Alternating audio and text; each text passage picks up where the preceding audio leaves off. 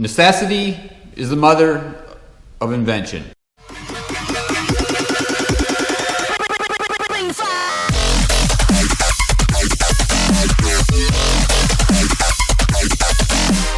Well, as you can see, I'm out of my brace.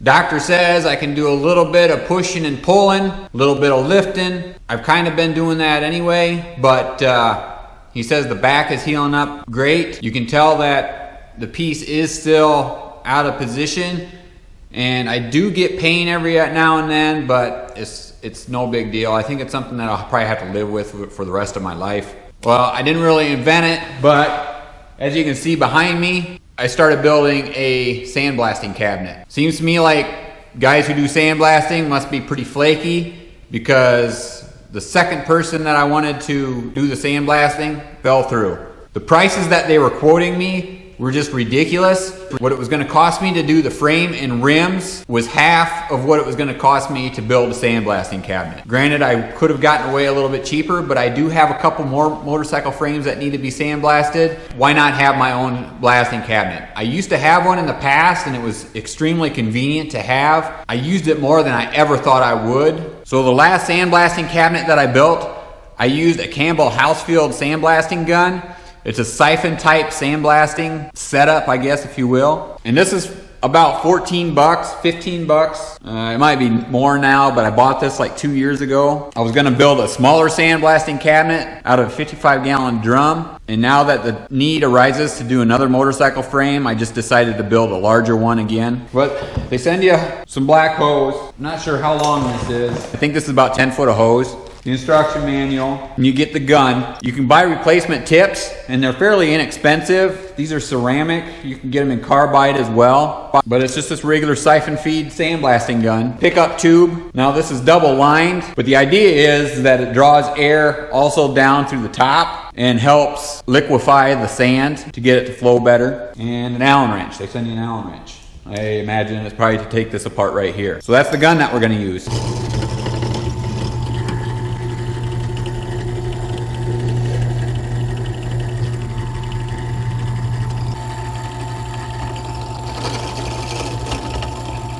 So we have the boards cut. It's time to do some assembly. As you can see, I've already done some assembly on the hopper. I hate doing woodwork because it makes the shop a total mess. Dust gets everywhere, wood chips. I'm chasing this stuff for weeks. This should be a pretty cool little sandblaster when it gets finished. Let's keep working on it.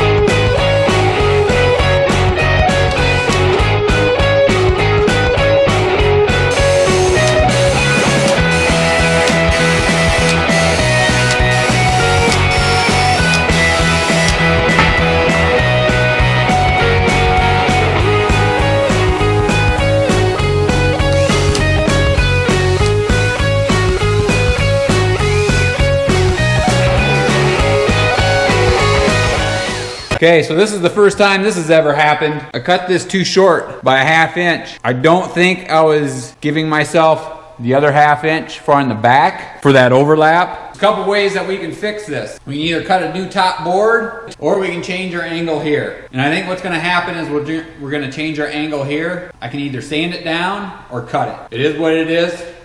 Just gotta fix it and work with it. Luckily, we cut our board that goes on the face here. We cut it a little bit longer than what this actually measures out to be now.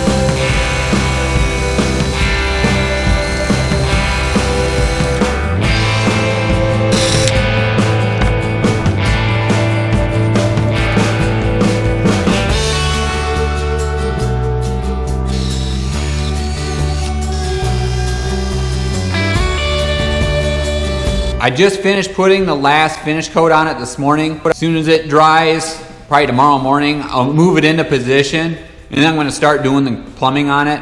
I also need to make the gloves for it. The gloves are a little pricey if I was going to buy them. The last sandblasting cabinet that I made my own gloves. It's not that hard to do if you know how to figure in pi for the diameter that you're working with. And I just used some old leather gloves. Those gloves are still holding up. The guy that bought the sandblasting cabinet from me is still using those same gloves. They're not worn through and they're a good glove. So I'm going to make these next pair the same way. You see that there's actually 4 holes for the gloves and 2 for the window. That's not so 2 people can work at it on the same time. That's for a longer part. Just the center section for gloves, I wouldn't be able to reach back over here. So that's the reason behind the 2 windows and 4 gloves kind of idea. So if you like what you've seen today, please subscribe and we'll see you next week.